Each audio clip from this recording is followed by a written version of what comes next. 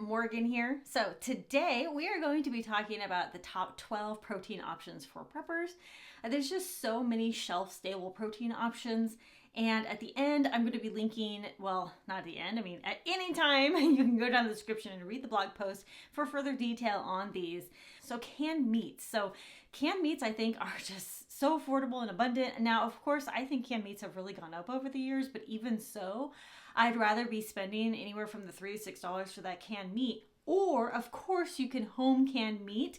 I'm going to be doing a lot of meat canning in the future, so look out for videos of those. But when kept in ideal conditions, which is cool, away from direct sunlight, they can last between 3 to 5 years. And just make sure, and sometimes it can last even longer than 5 years. I'm just being really cautious by saying longer than that, but 3 to 5 years is a good around how much it will last. Beans, of course, rice and beans is the staple of preppers, right?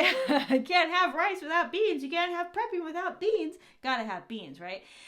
Beans, when stored in Mylar bags with an oxygen absorber, can last 20 plus years. Do keep in mind that you will also need the water source in order to, soak them and cook them and everything you need for that. Lentils are a protein powerhouse and they store really well. They can last actually 20 plus years in a Mylar bag with an oxygen absorber. I think the only thing about lentils you want to keep in mind is that they can really harden up over time. You may just have to soak them longer than usual. Wheat berries. Did you know that wheat berries actually contain 6.5 grams of protein in a quarter cup? And that's, if you get flour from the store, you're not getting as much protein because it's been so processed and things like that. But wheat berries can be stored in a Mylar bag with an oxygen absorber and they can last up to 20 plus years. Just get a grinder.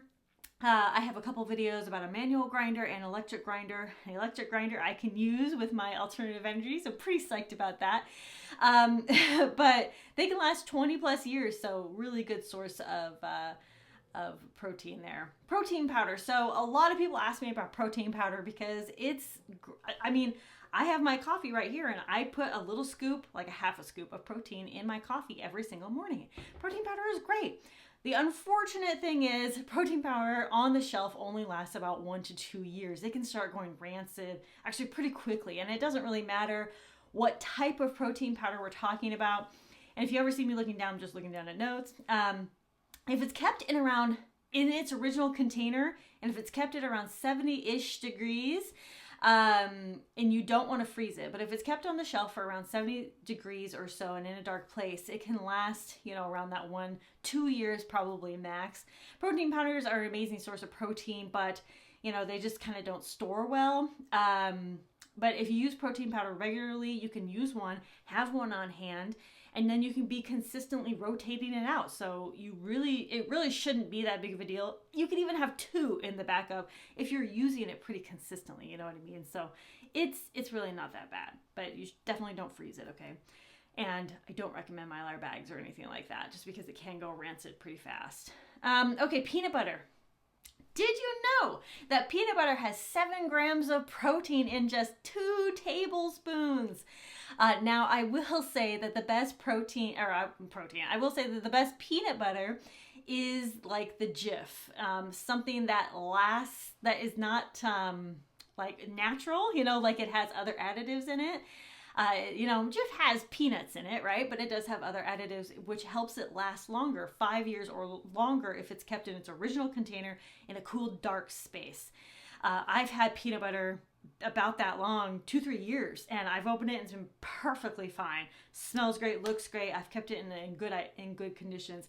If it's not in good conditions, you could just eat it and rotate it more often. Of course, you want to be rotating all your stuff, but what I also do is I store raw peanuts in the freezer. I also store oils in the freezer. In order to make peanut butter, you usually have the raw peanuts, the roasted, and then you have oil. And then you just grind them all together in a blender or whatever, and you have peanut butter. So I keep raw peanuts in the freezer. Keeping peanuts or any nuts in the freezer will help extend the shelf life just by a lot, okay? Years, okay? So I just keep them in there and then I can grind as needed. Powdered eggs. So Freeze-dried eggs are an excellent source of protein. You can also dehydrate your own eggs. I have a past video about that. But freeze-dried powdered eggs can last in a Mylar bag with an oxygen absorber for up to 20 years. You can also have it in its original number 10 can. Just don't touch the number 10 can. Just leave it unopened in ideal conditions. Protein bars. So protein bars are a great source of protein. Unfortunately, protein bars will go bad pretty fast, really like 6 months to a year. I would say a year is kind of pushing it even on protein powders. Protein bars. You may be able to put some in the freezer for extended shelf life, but definitely do not put them in Mylar bags. Don't vacuum seal them, nothing like that. But protein bags is just like having it around, and then rotating them out every 6 months. Totally doable. Powdered cheese. So cheese can vary between varieties and how much protein is in each. But as an example, Hoosier Hill white powdered cheese has 2 grams of protein per 1 tablespoon. So you can do your own calculations from there about how much protein you're getting depending on how much you're getting. So you can get the powdered cheese or you can get the shredded cheese. But either way, if it's freeze-dried and it's in powdered or the shredded, it should last anywhere from 10 to 20 years, especially if you bought it in the number 10 cans and just left it in the number 10 cans unopened, right? You can also store it in a Mylar bag with an oxygen absorber. Powdered milk. So powdered milk, there's a whopping 23 grams of protein in a cup of non-fat powdered milk. We're talking non-fat here, the kind that we most will put it in a Mylar bag with an oxygen absorber. Even without the fat, you're getting 23 grams of protein in 1 cup. I usually don't drink it, but if I had to, for extra protein or for whatever else, I would. I got some chocolate syrup or I got some cocoa powder. I can mix it up in there, make it better, right?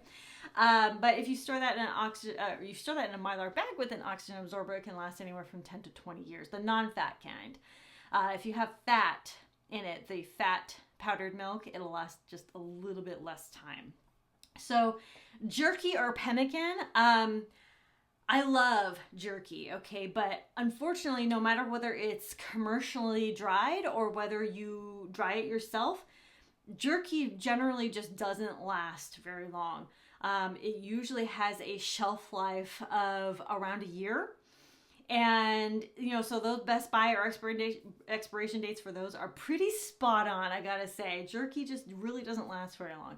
Pemmican, on the other hand, I'm only bringing pemmican up because it's kind of like it's like a dried meat, you cook it, you kind of add the fat in or whatever.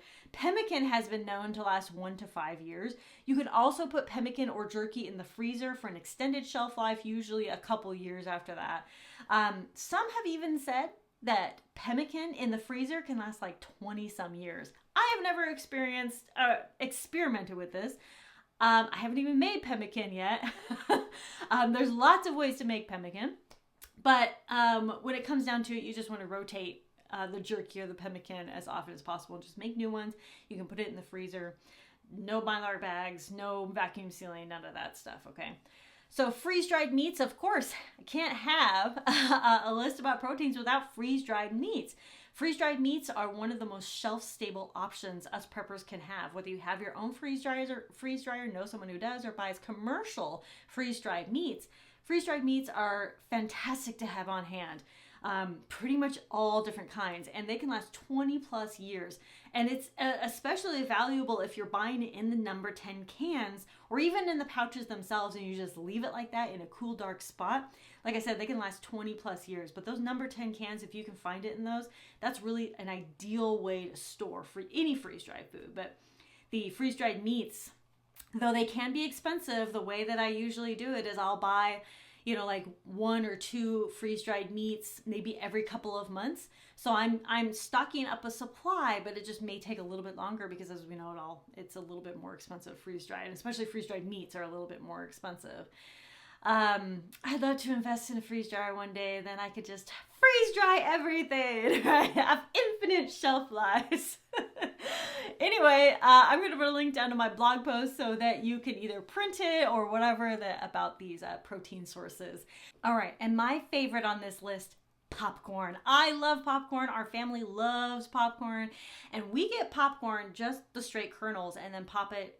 There's a microwave little popper thing that I have, but I like to do it in my Whirly Pop. And I've done a video about that. But the Whirly Pop on the stove, you can also use the Whirly Pop like over coals and stuff like that. So I love my Whirly Pop. There's also a popcorn popper that I think it's by a few different people, but Coleman, I think, makes one. It's like a popcorn popper that's specifically over the fire.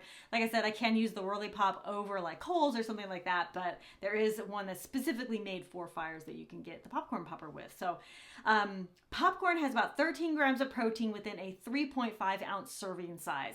In addition, popcorn offers so many nutritional benefits, okay? Just popcorn by itself is super delicious. Of course, there's lots of great flavorings you could put on. And guess what? You could even put on the powdered cheese, right? On top of the popcorn, make it a delicious, even more protein powder, protein packed meal there. And I say meal because I'm not going to lie to you. When my husband's been out of town sometimes in the past, I have eaten popcorn for dinner. So anyway, if you put popcorn in a Mylar bag, it can last 20 plus years or more. This is a long-term as well as just everyday eating food. And you can use an oxygen absorber or not. There's big debate about that. But if your popcorn, if you decide to open up the Mylar bag later and the popcorn's not popping, you can just soak it in some water. It'll revitalize it and you can go on your popcorn popping ways. All right, thank you all so much for watching. I have the blog post down below to where you can go look up the rest of these, print it out, do whatever you want.